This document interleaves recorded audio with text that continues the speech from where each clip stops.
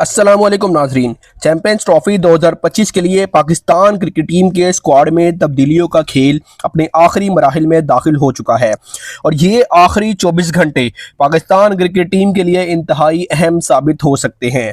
PCB की selection committee ने chairman को फाइनल लिस्ट भेज दी है और इसमें कुछ नाम शामिल किए गए हैं जो यकीनी तौर पर क्रिकेट फैंस के लिए हैरानकुन साबित हो सकते हैं। खास तौर पर न्यूजीलैंड के खिलाफ शिकस्त के बाद टीम मैनेजमेंट और सिलेक्शन कमेटी के दरमियान जबरदस्त बहस हुई, जिसमें चेयरमैन पीसीबी ने वाज़ेह तौर पर कहा कि स्क्वाड पर नजर सानी जरूरी है, लेकिन दूसरी तरफ सिलेक्शन कमेटी अपनी जिद पर कायम थी कि जो स्क्वाड दिया जा चुका है उसमें किसी बड़ी तब्दीली की जरूरत नहीं।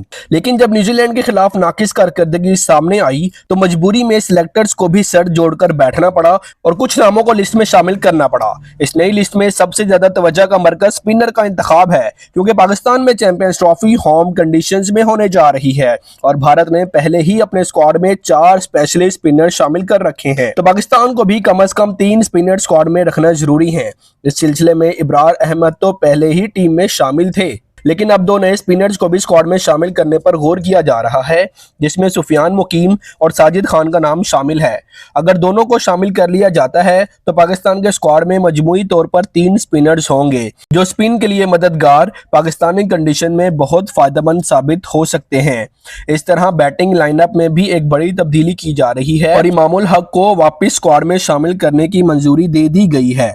इमामुल हक की बैटिंग औसत 48 के करीब है और वो एक मुस्तकिल ओपनर है जो तजर्बे के साथ साथ मजबूत टेक्निक भी रखते हैं। इसके साथ एक और सरप्राइज नाम भी शामिल किया गया है और वो है शर्जील खान का, जो एक लंबे अरसे के बाद कौमी टीम में वापसी के करीब है। शर्जील खान की शमूलियत पर अभी मुकम्मल फैसला नहीं हुआ, लेकिन अगर उन्हें स्क्वाड में जगह दी जाती है तो पाकिस्तान को एक जबरदस्त हिटर मिल सकता है जो पावर प्ले में तेज रन्स बनाने की सलाहियत रखता है। नाज़रीन, पाकिस्तान की फास्ट बॉलिंग इस वक्त सबसे बड़ा मसला बनी हुई है। शाहिनशाह अफरीदी, नसीम शाह और हारिस रऊफ जैसे अहम बॉलर्स मुसलसल या तो इंजर्ड हो रहे हैं या फिर अपनी फॉर्म में नहीं हैं। हारिस रऊफ ट्रॉय सीरीज से बाहर हो चुके हैं और यही वजह है कि पीसीबी ने उनके कमबैक के तौर पर मोहम्मद अब्बास अफरीदी और मोहम्मद आमिर के नामों पर गौर शुरू कर दिया है। जी हाँ नाजरीन, मोहम्मद आमिर की शमूलियत पर सिलेक्शन कमेटी में शदीद इख्तलाफ था, क्योंकि आमिर ने माजी में इंटरनेशनल क्रिकेट से रिटायरमेंट ले ली थी और बाद में वापसी की ख्वाहिश जाहिर की। ताहम उनके तजर्बे को देखते हुए और इस हकीकत को मद्देनजर रखते हुए कि पाकिस्तान के पास तजर्बाकार फास्ट बॉलर्स की कमी होती जा रही है, उन्हें मुमकिन तौर पर रिजर्व्स स्क्वाड में शामिल किया जा सकता है। अगर चैंपियंस ट्रॉफी के दौरान पाकिस्तान को जरूरत महसूस हुई तो आमिर को मेन स्क्वाड में भी शामिल किया जा सकता है। अब्बास अफरीदी भी एक बेहतरीन बॉलिंग ऑप्शन हो सकते हैं, खास तौर पर क्योंकि वो पिछले कुछ अरसे में पाकिस्तान सुपर लीग में शानदार कारकर्दगी दिखा चुके हैं और उनका यार्कर सबसे बड़ी ताकत समझी जाती है। अगर पाकिस्तान को एक इजाफी फास्ट बॉलर रखना है तो अब्बास अफरीदी एक बेहतरीन चॉइस हो सकते हैं। अब यहाँ सबसे ज्यादा दिलचस्प पहलू ये है कि सिलेक्शन कमेटी अपनी जिद पर कायम है कि जो स्क्वाड उन्होंने मुंतखब किया था उसमें कोई तब्दीली नहीं होगी। इसका एक हल निकाला गया है कि किसी खिलाड़ी को ड्रॉप नहीं किया जाएगा, बल्कि कुछ खिलाड़ियों को रिजर्व स्क्वाड में भेज दिया जाएगा। इस फार्मूले के तहत तैयब ताहिर, उस्मान खान, फहीम अशरफ और खुशिल शाह जैसे खिलाड़ियों को स्क्वाड से बाहर किए जाने के बजाय रिजर्व में रखा जाएगा, ताकि अगर किसी खिलाड़ी की कारकर्दगी खराब हो तो रिजर्व खिलाड़ियों को चांस दिया जा सके और इस तरह सिलेक्शन कमेटी की इज्जत भी बरकरार रहे।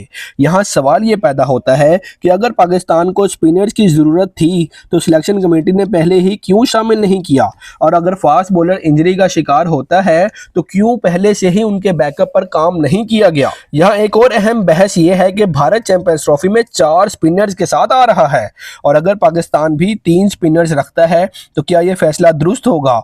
भारत के पास रविंद्र जडेजा, अक्षर पटेल और कुलदीप यादव जैसे वर्ल्ड क्लास स्पिनर मौजूद है, जबकि पाकिस्तान के पास इब्रार अहमद, साजिद खान और सुफियान मुकीम जैसे स्पिनर्स होंगे। अगर पाकिस्तानी स्पिनर्स इंडियन स्पिनर्स जितना तजर्बा नहीं रखते तो क्या 3 स्पिनर्स खिलाने का फैसला फायदेमंद होगा। पाकिस्तान की बैटिंग हमेशा से एक बड़ा मसला रही है और न्यूजीलैंड के खिलाफ हालिया शिकस्त में भी यही वाज़ेह हो गया है कि मिडिल ऑर्डर काफ़ी कमज़ोर है। इमामुल हक और शर्जील खान की वापसी से ओपनिंग में तो मुस्तहकम आ सकता है, लेकिन मिडिल ऑर्डर में खुशिल शाह और फहीम अशरफ जैसे खिलाड़ी कितना कामयाब होंगे? क्या रिजवान और बाबर आजम मिडिल ऑर्डर को सहारा देने में कामयाब हो सकेंगे? नाज़रीन, ये वो सारे सवालात हैं जो हर क्रिकेट शौकीन जानना चाहता है। चैंपियंस ट्रॉफी 2025 के स्क्वाड में तब्दीलियों का वक्त तकरीबन खत्म होने वाला है और अगले 24 घंटे पाकिस्तान के क्रिकेट मुस्तकबिल के लिए बहुत अहम है। अगर सिलेक्शन कमेटी और पीसीबी की मैनेजमेंट कोई मजबूत और दूर अंदेश फैसला करती है तो पाकिस्तान को इस बड़े इवेंट में कामयाबी के इम्कानात बढ़ सकते हैं, लेकिन अगर टीम को पुरानी हिकमत अमली के तहत मुंतखब किया गया और वही कमजोरियां बरकरार रखी गई तो पाकिस्तान के लिए ये इवेंट जीतना मुश्किल बन सकता है। नाजरीन, ये देखना बड़ा दिलचस्प होगा कि क्या वाकई दो स्पिनर को स्क्वाड में शामिल किया जाता है, क्या मोहम्मद आमिर को रिजर्व स्क्वाड में रखा जाएगा, और सबसे बड़ा सवाल, क्या पाकिस्तान न्यूजीलैंड के खिलाफ शिकस्त से सबक सीख कर एक मतवाजन और मजबूत स्क्वाड मुंतखब करेगा? अगले 24 घंटे में सब कुछ वाजिया हो जाएगा। नाज़रीन, आपके ख्याल में किसे पाकिस्तान के स्क्वाड में शामिल किया जाना चाहिए और किस खिलाड़ी को ड्रॉप किया जाना चाहिए? अपनी कीमती राय आप कमेंट सेक्शन में जरूर दीजिएगा। वीडियो अच्छी लगी हो तो वीडियो को लाइक और चैनल को सब्सक्राइब करना ना भूलें। मिलते हैं अगली वीडियो में, तब तक के लिए अल्लाह हाफिज।